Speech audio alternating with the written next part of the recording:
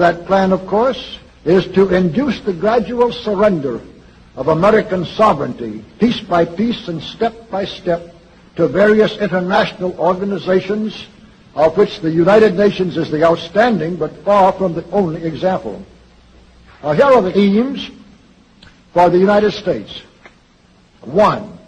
Greatly expanded government spending for every conceivable means of getting rid of ever larger sums of American money as wastefully as possible. 2. Higher and then much higher taxes. 3.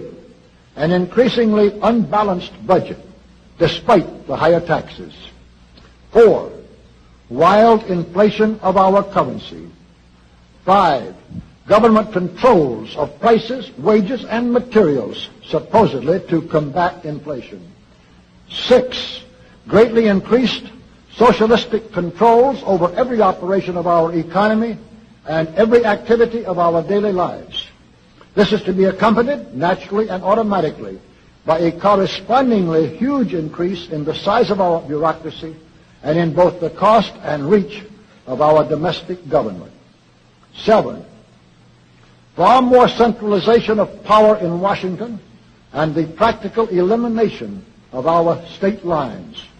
There is a many-faceted drive at work to have our state lines eventually mean no more within the nation than our county lines do now within the states. 8. The steady advance of federal aid to and control over our educational system, leading to complete federalization of our public education. 9. A constant hammering into the American consciousness of the horror of modern warfare, the beauties and the absolute necessity of peace. Peace always on communist terms, of course. And 10, the consequent willingness of the American people to allow the steps of appeasement by our government which amount to a piecemeal surrender of the rest of the free world